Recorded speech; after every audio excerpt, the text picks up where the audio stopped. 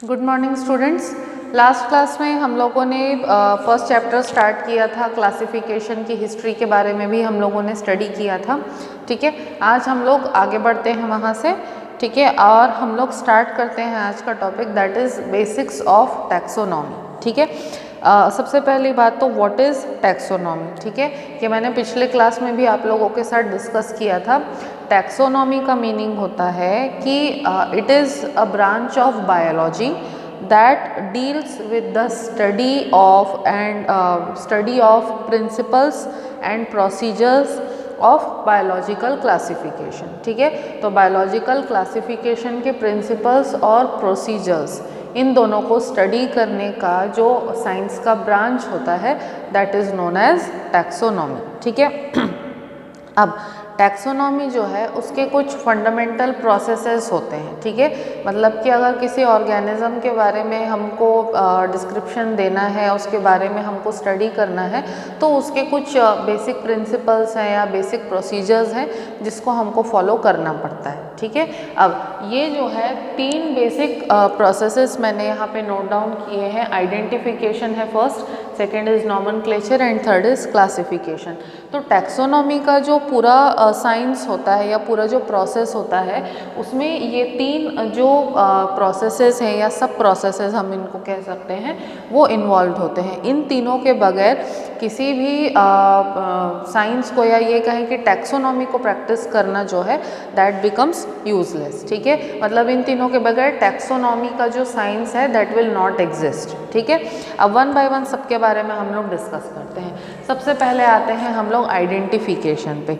ठीक है, आइडेंटिफिकेशन जो है ये एक ऐसा प्रोसेस है जिसमें हम लोग किसी भी ऑर्गेनिज्म का जो कैरेक्टरिस्टिक है, ठीक है, उसकी कैरेक्टरिस्टिक्स को हम लोग बेसिकली आइडेंटिफाई करते हैं। ठीक है, तो आइडेंटिफाई करने का मतलब क्या है, जैसे एग्जांपल से अगर मैं आपको समझाऊं, कोई भी चेयर है तो उसको हम लोग चेयर बोलते हैं।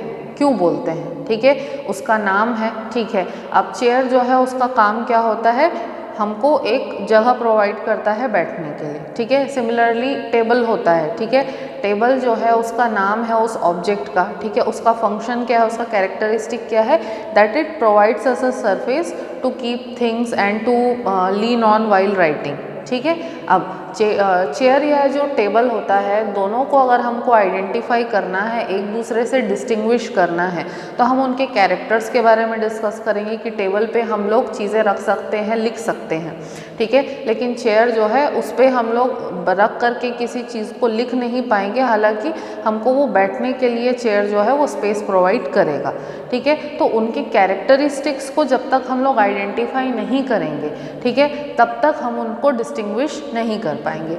सेम चीज़ है कि अगर हमको कोई भी 2 ऑर्गेनिजम्स हैं, ठीक है, चाहे वो प्लांट हो चाहे एनिमल हो, अगर हम उनके कैरेक्टरिस्टिक्स को आइडेंटिफाई नहीं करेंगे तो उनका क्लासिफिकेशन कर पाना, ठीक है, या उनको अलग अलग ग्रुप्स में डिवाइड कर पाना दैट विल बिकम इम्पॉसिबल। उनको आइडेंटिफाई करना इम्पॉसिबल हो जाएगा। ठीक है, तो आइडेंटिफिकेशन का जो प्रोसेस है इसमें बेसिकली क्या होता है कि ऑर्गेनिजम्स के जो कैरेक्टर्स हैं उनको आइडेंटिफाई किया जाता है। उनको आइडेंटिफाई करने के बाद में उनको अलग अलग ग्रुप्स में डिवाइड करने की कोशिश की जाती है on the basis of what ever characteristics that they possess. ठीक है, तो उनके कैरेक्टरिस्टिक्स को आइडेंटिफाई करने के बाद उन कैरेक्टरिस्टिक्स के बेसिस पे उनको अलग अलग कैटेगरीज में डिवाइड करने की कोशिश जो है वो की जाती है। Okay, that is done in the process of identification. ठीक है, इसके बाद जो नेक्स्ट प्रोसेस होता है that is nomenclature. Okay, last class में भी मैंने आपको बताया था कि nomenclature is the process of providing a proper name to any organism. ठीक है, किसी भी ऑर्गेनिज्म को प्रॉपर नेम प्रोवाइड करने का जो प्रोसेस होता है that is known as nomenclature. ठीक है, अब नॉमेनक्लेचर के बारे में अगर हम लोग डिस्कस करें तो कोई भी जो ऑर्गेनिज्म है, ठीक है, कोई भी जो ऑर्गेनिज्म है उसके जनरली 2 तरीके के नाम होते हैं। ठीक है, फर्स्ट होता है वर्नैक्युलर नेम और कॉमन नेम। ठीक है, and second one is the scientific name.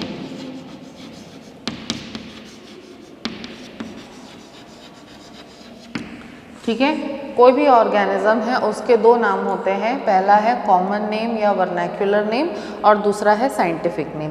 अब वर्नैक्युलर या कॉमन नेम के बारे में अगर हम लोग बात करें तो कॉमनली जो ऑर्गेनिज्म जिस एरिया में होता है, ठीक है, जिस एरिया में रहता है, ठीक है, उस एरिया के लैंग्वेज के हिसाब से उस ऑर्गेनिज्म का जो नाम है वो अलग अलग होता है। ठीक है, जैसे एग्जांपल मैंने आप लोगों को लास्ट क्लास में भी दिया था कि कोई भी आइटम है, ठीक है, कोई भी आइटम है, चाहे वो प्लांट हो सकता है, चाहे कोई एनिमल हो सकता है, तो एरिया के हिसाब से उसके नाम जो हैं वो चेंज होते जाते हैं। जैसे हम लोग सबसे सिंपल एक चीज़ लेते हैं, आलू। ठीक है, आलू जो नाम है, हिंदी में आलू कहा जाता है उसको, आलू को इंग्लिश में उसको हम लोग पोटैटो कहते हैं। ठीक है, जैसे महाराष्ट्र में जाएंगे तो महाराष्ट्र में उसको बटाटा कहा जाता है। ठीक है, साउथ में उसको दुम्पा बोलते हैं। ठीक है, उसके अलावा अलग अलग लैंग्वेजेस जो होते हैं, अलग अलग लैंग्वेजेस में आलू का नाम जो है अलग अलग होता है। ठीक है, तो कहने का मतलब ये है कि ऑब्जेक्ट एक ही है लेकिन जगह के हिसाब से उसका नाम क्या हो जाता है, चेंज हो जाता है। तो किसी भी पर्टिकुलर एरिया में किसी भी ऑब्जेक्ट को, ठीक है, लोकली किसी एक नाम से पहचाना जाता है। ठीक है, तो वो जो लोकल नाम होता है उसी को हम लोग वर्नैक्युलर नेम या फिर कॉमन नेम बोलते हैं। ठीक है, जैसे कि अगर एक और चीज़ का एग्जांपल हम लोग लें, ठीक है, हम लोग अगर डॉग का ही एग्जांपल लेते हैं, ठीक है, तो कुत्ते को हिंदी में कुत्ता कहते हैं, इंग्लिश में डॉग कहते हैं हम लोग। ठीक है, फिर अलग अलग लैंग्वेजेस में उसके अलग अलग नाम होते हैं। छत्तीसगढ़िया में कुकुर कहते हैं हम लोग, साउथ में उसको कुक्का कहा जाता है, तो महाराष्ट्र में भी उसको दूसरे नाम से पुकारा जाता है, बंगाल में या फिर नॉर्थ इंडिया में अगर हम लोग उसको देखें तो अलग अलग नाम से पुकारा जाता है। तो ऑर्गेनिज्म एक ही है लेकिन रीजन या प्लेस या लोकेशन के हिसाब से उसका नाम जो है वो चेंज हो जा रहा है। ठीक है, तो यही लोकली अगर किसी ऑर्गेनिज्म का या किसी चीज़ का अलग अलग नाम होता है उसको हम लोग वर्नैक्युलर नेम या फिर कॉमन नेम भी कहते हैं। ठीक है, लेकिन फैक्ट एक ये है यहाँ पर कि लोकल नेम जो है वो फॉलो करने के लिए या सुनने के लिए, बात करने के लिए, समझने के लिए काफ़ी इजी होता है, but it is not used by the scientists. ठीक है, साइंटिस्ट जो है वो लोकल नेम का यूज़ नहीं करते। क्यों नहीं करते?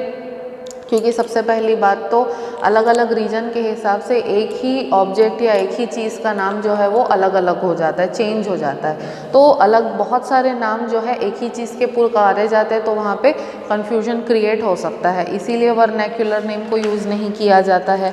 ठीक है, दूसरी बात ये है कि एक ही कॉमन नेम जो है वो अलग अलग टाइप के ऑर्गेनिजम्स के लिए भी यूज़ किया जा सकता है। जैसे कि अगर हम लोग एग्जांपल लें कि दूधिया कहा जाता है या ढोड़क कहा जाता है किसी किसी पौधे को, तो दूधिया या ढोड़क जो पौधा होता है वो एक्चुअली ऐसे टाइप के प्लांट्स को बोलने के लिए या आइडेंटिफाई करने के लिए यूज़ किया जाता है कि जिनसे दूध या लेटेक्स निकलता हो। अब अगर वैसा कहें तो कनेर का जो पौधा होता है उसमें से भी लेटेक्स निकलता है। ठीक है, बरगद का पौधा होता है उसमें से भी लेटेक्स निकलता है, रबर का पौधा होता है उसमें से भी लेटेक्स निकलता है।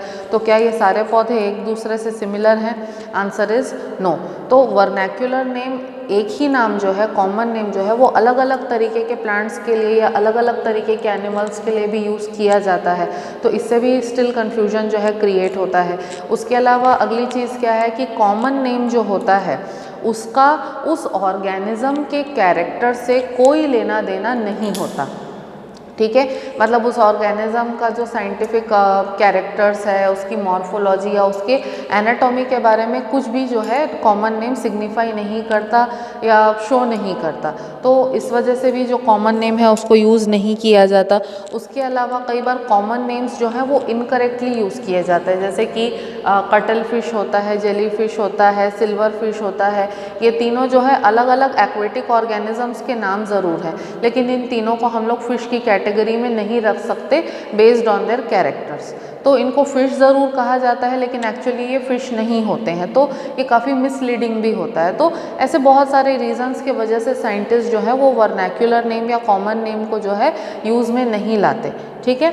तो साइंटिस्ट जो है उन्होंने इस कन्फ्यूजन को अवॉइड करने के लिए क्या किया है कि उन्होंने हर ऑर्गेनिज्म को एक साइंटिफिक नेम प्रोवाइड किया है, ठीक है। ये जो साइंटिफिक नेम होता है ये स्टैंडर्डाइज्ड नेम होता है और यूनिवर्सली एक्सेप्टेबल होता है, सो दैट कि यूनिवर्सली अगर ये नाम एक्सेप्टेबल हो तो ये नाम का यूज़ करके कोई भी scientist all over the world कहीं भी उस ऑर्गेनिज्म के बारे में स्टडी कर सकता है, उसके कैरेक्टरिस्टिक्स के बारे में स्टडी कर सकता है without having any sort of confusion, ठीक है। तो इसीलिए साइंटिफिक नेम जो है इसी को साइंटिस्ट यूज़ करते हैं बिकॉज ये स्टैंडर्डाइज्ड है, यूनिवर्सली एक्सेप्टेबल है एंड यूनिवर्सली एप्लीकेबल भी है इस वजह से, ठीक है। अब साइंटिफिक नेम जो है, ठीक है, इसके बारे में अगर हम लोग बात करें तो साइंटिफिक नेम प्रोवाइड करने का जो प्रैक्टिस है, ठीक है, वो काफ़ी पहले से चला आ रहा है, ठीक है। मतलब जैसे जैसे ऑर्गेनिजम्स की स्टडी या उनके कैरेक्टरिस्टिक्स की स्टडी की जाने लगी तो जो भी साइंटिस्ट जो है ऑर्गेनिजम्स की या उनके कैरेक्टरिस्टिक्स की स्टडी कर रहे थे, ठीक है, तो वो आइडेंटिफिकेशन के पर्पस के लिए, उनको नाम प्रोवाइड करने के पर्पस के लिए वो अलग अलग सिस्टम्स जो है अपने डेवलप करते जा रहे थे, ठीक है। तो साइंटिफिक नेम प्रोवाइड करने के बहुत सारे सिस्टम्स जो हैं ये पास्ट में भी और प्रेजेंट में भी हम लोग देखते आ रहे हैं। तो कुछ 3-4 सिस्टम्स है साइंटिफिक नेम प्रोवाइड करने के, उसके बारे में हम लोग डिस्कस करते हैं। 3 बेसिक सिस्टम्स हैं, ठीक है, साइंटिफिक नेम्स को प्रोवाइड करने के लिए, ठीक है। सबसे पहला है पॉलिनोमियल नॉमेनक्लेचर,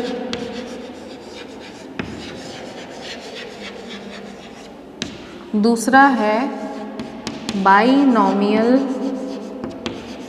नॉमेनक्लेचर,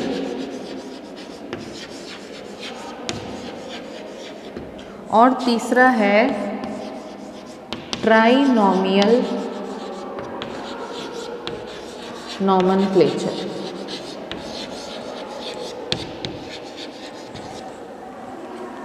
ठीक है, तो नॉमेनक्लेचर के जो है 3 तरीके के सिस्टम्स है, polynomial nomenclature, binomial nomenclature and trinomial nomenclature. तो सबसे पहले पॉलिनोमियल नॉमेनक्लेचर के बारे में बात करते हैं।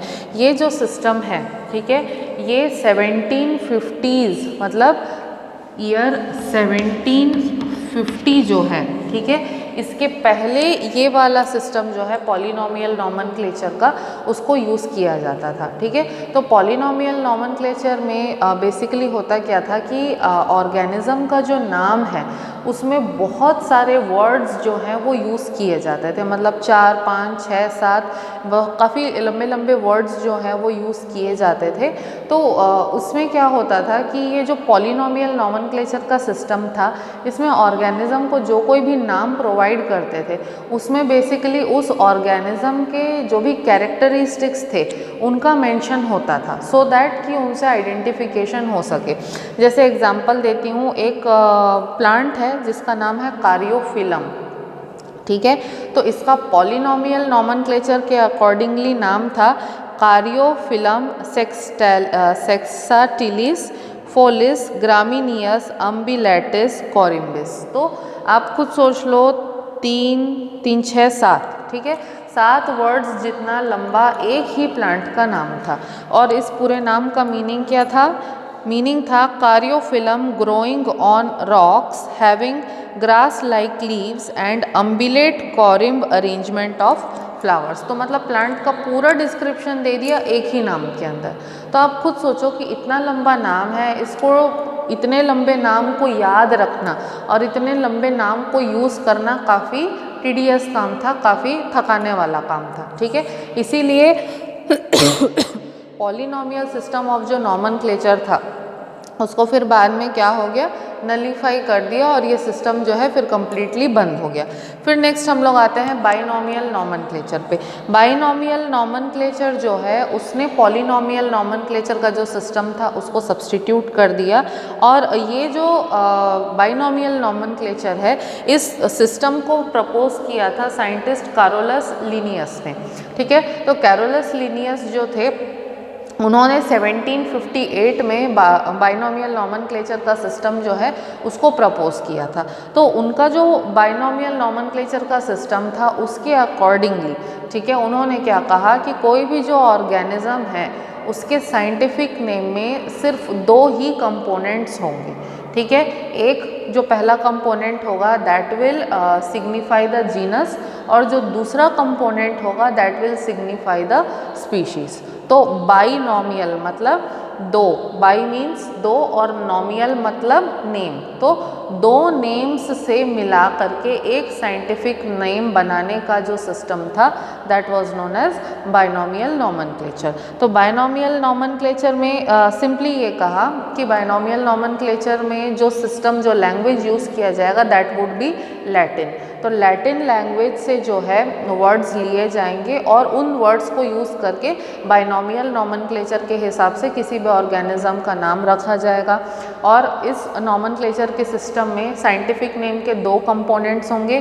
पहला कंपोनेंट होगा जीनस का, दूसरा कंपोनेंट होगा स्पीशीज़ का। ठीक है, उसके अलावा जैसे एग्जांपल से मैं आपको समझाती हूँ। जैसे अगर हम लोग टाइगर का साइंटिफिक नेम ले, ठीक है, तो टाइगर का साइंटिफिक नेम है पैंथेरा टिग्रिस। ठीक है, तो Panthera would become the genus and tigris would become the species. तो इस तरीके से बेसिकली क्या हुआ कि 2 फैक्टर्स या 2 कंपोनेंट्स को यूज़ करके जो साइंटिस्ट हैं उन्होंने नॉमेनक्लेचर का जो नया सिस्टम है उसको डिवाइस किया। ठीक है, इसके बाद हम लोग आते हैं ट्राइनोमियल नॉमेनक्लेचर पे। ट्राइनोमियल नॉमेनक्लेचर जो है वो ऐसे सिचुएशंस में यूज़ किया जाता है जब ऑर्गेनिजम्स जो हैं उनमें और भी स्पीशीज़ के अलावा सब स्पीशीज़ भी अगर देखने के लिए मिलें। ठीक है, तो सब स्पीशीज़ का जो नाम है उसको शो करने के लिए कई बार ट्राइनोमियल नॉमेनक्लेचर जो है उसको यूज़ किया जाता है।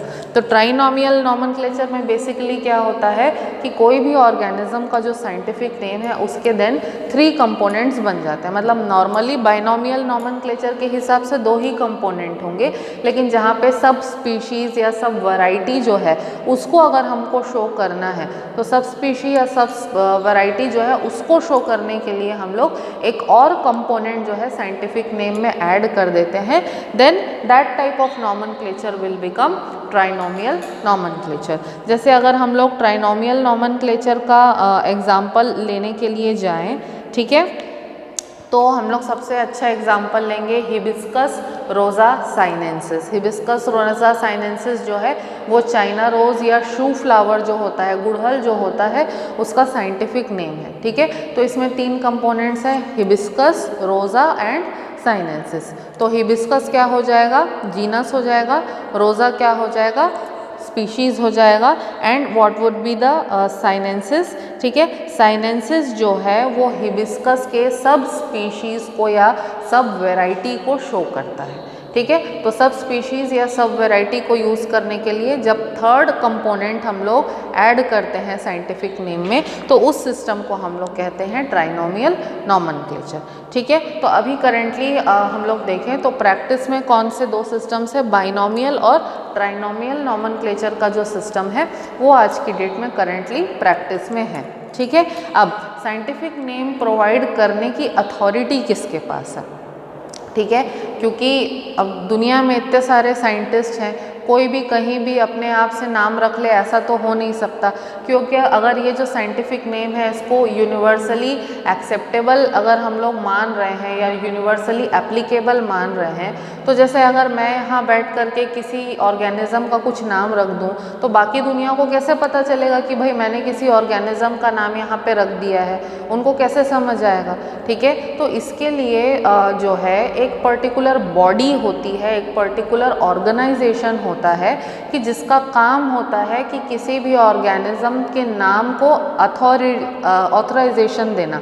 जैसे कि फॉर एग्जांपल अगर मैं कोई साइंटिस्ट हूँ, मैंने अगर किसी नए ऑर्गेनिज्म की डिस्कवरी करी है, ठीक है, और मैं उसका नॉमनक्लेचर करती हूँ, ठीक है, तो नॉमनक्लेचर करवाने के बाद में मेरे को उस ऑर्गेनाइजेशन से या उस बॉडी से ऑथराइजेशन लेना पड़ेगा, ठीक है, कि भाई मैंने इस ऑर्गेनिज्म का नाम ऐसा ऐसा रखा है, इस कैरेक्टरिस्टिक्स के बेसिस पे रखा है, तो आप इस नाम को ऑथराइजेशन कीजिए सो दैट ये जो नाम है it becomes universally acceptable and universally applicable, ठीक है। तो जो नॉमनक्लेचर का सिस्टम है उसके अकॉर्डिंगली नाम तो कोई भी रख सकता है, ठीक है, लेकिन उसका ऑथराइजेशन करने के लिए पर्टिकुलर ऑर्गेनाइजेशन या पर्टिकुलर बॉडीज़ होती हैं, ठीक है। ये जो ऑर्गेनाइजेशंस या ये जो बॉडीज़ होती हैं ये आपको certain rules and regulations provide करती हैं और उन्हीं रूल्स एंड रेगुलेशंस को फॉलो करते हुए किसी भी साइंटिस्ट को किसी भी ऑर्गेनिज्म का साइंटिफिक नेम असाइन करना पड़ता है। बिकॉज अगर ये रूल्स एंड रेगुलेशंस को फॉलो ना किए जाए, ठीक है, तो जो साइंटिफिक नेम आपने डिवाइस किया होगा या बनाया होगा वो साइंटिफिक नेम जो है फिर वो एक्सेप्टेबल नहीं माना जाएगा, ठीक है। तो दो ऑर्गेनाइजेशंस या दो बॉडीज़ होती हैं, ठीक है, जो कि साइंटिफिक नॉमनक्लेचर के फील्ड में काम करती हैं। First is the ICBN and second is ICZN, ठीक है। दोनों का फुल फॉर्म क्या है? First international code for botanical और जूलॉजिकल नॉमनक्लेचर,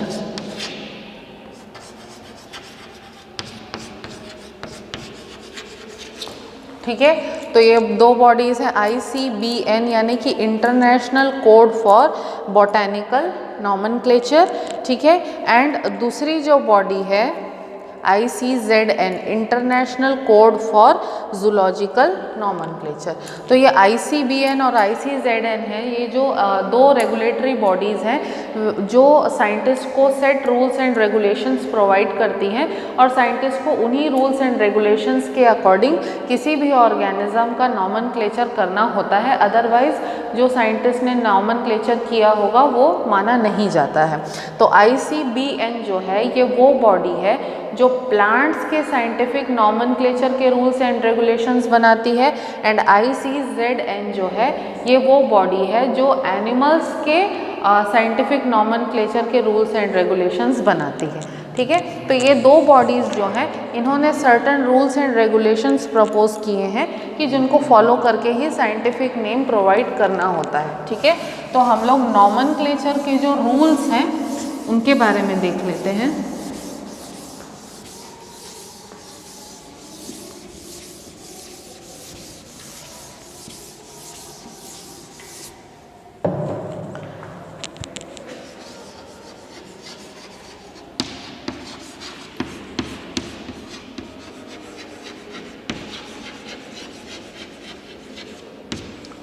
ठीक है, नॉमनक्लेचर के भी सर्टेन रूल्स हैं जिनको कि फॉलो करना पड़ता है, ठीक है, as per the authority of ICBN और ICZN, ठीक है। सबसे पहली चीज़ तो ये है कि कोई भी जो साइंटिफिक नेम है उसमें दो कंपोनेंट्स होंगे, यानी कि दो पार्ट्स होंगे।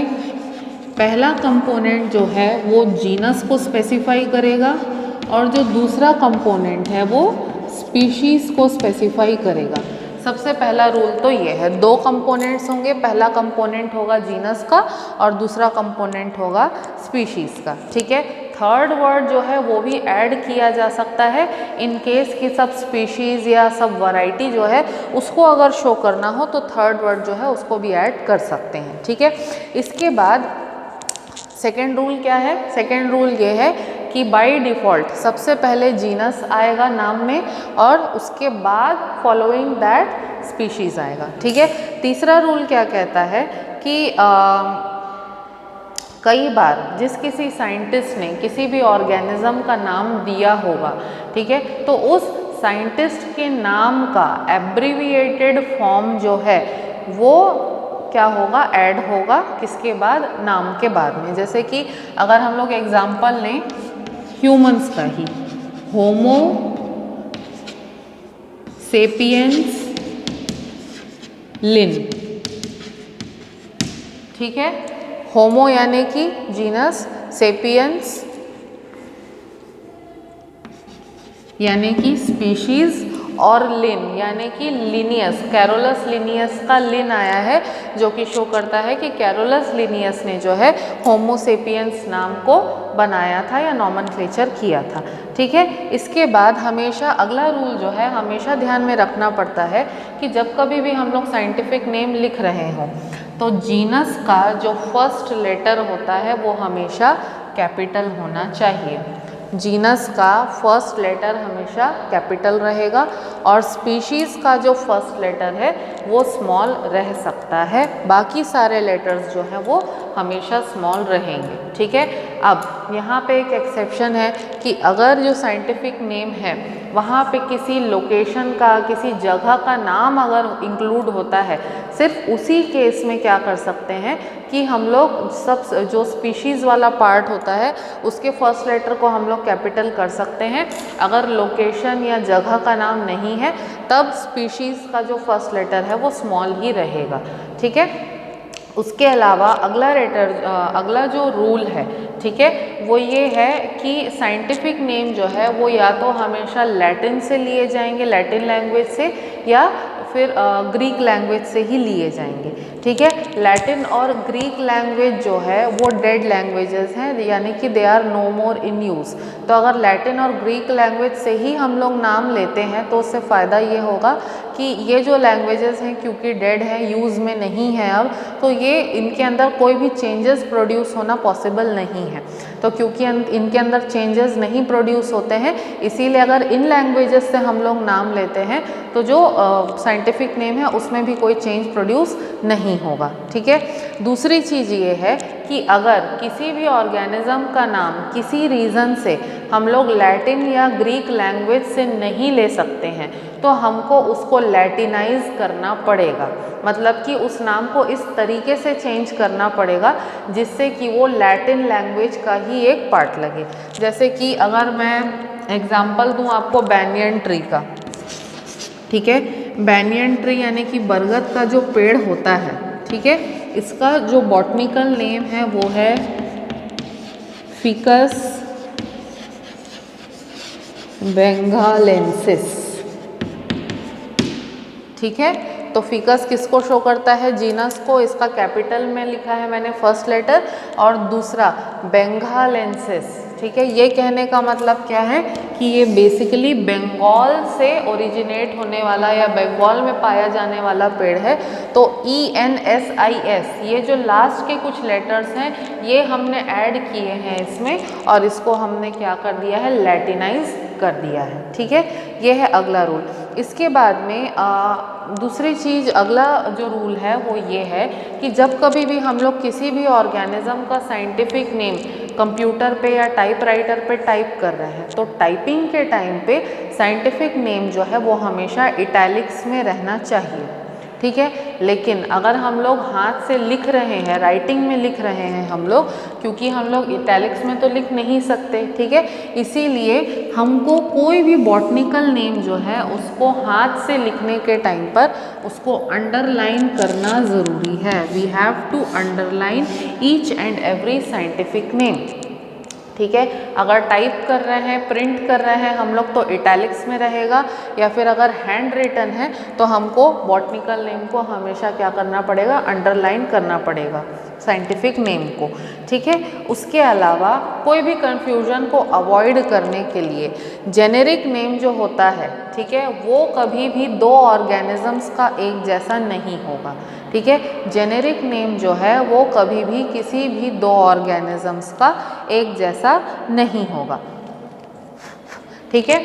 स्पेसिफिक नेम जो है वो सिमिलर हो सकता है लेकिन जेनेरिक नेम जो है वो कभी भी सिमिलर नहीं होना चाहिए, ठीक है। उसके अलावा कैरोलस लिनियस ने जो बाइनोमियल नॉमेनक्लेचर का सिस्टम जो डिस्कवर किया था या डिवाइस किया था, तो 1758 में उन्होंने जो है ये सिस्टम इंट्रोड्यूस किया था।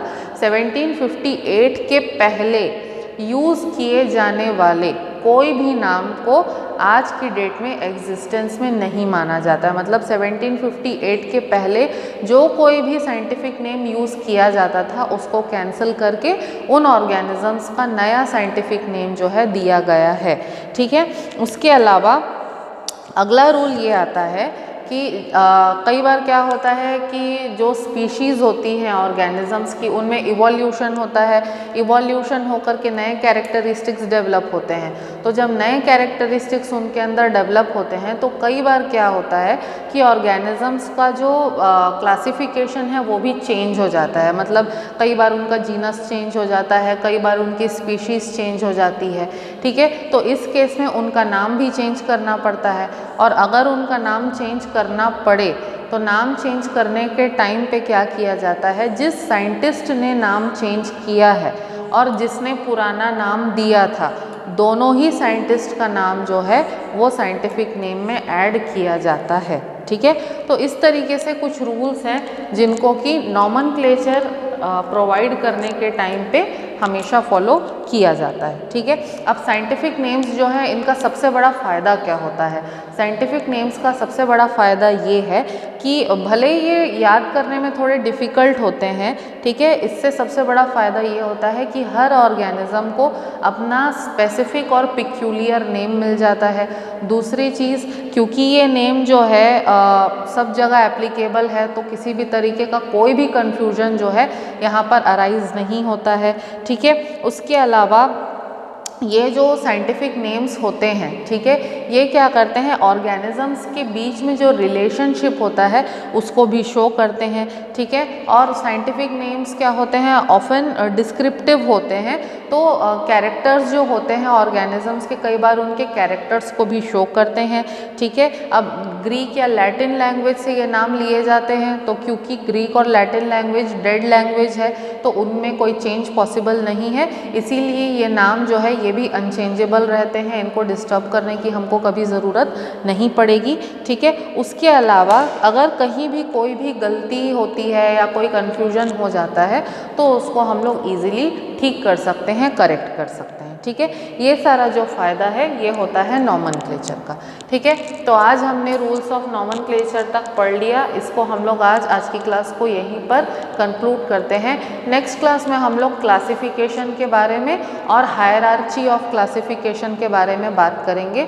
हायरार्ची ऑफ क्लासिफिकेशन जो है वो इस चैप्टर का लास्ट टॉपिक है। Tomorrow we will be completing this chapter. I hope कि आज की क्लास में जो भी मैंने पढ़ाया आपको समझ में आया है, और अगर फिर भी आप लोगों को कहीं कोई डाउट होता है तो you can ask me. Thank you.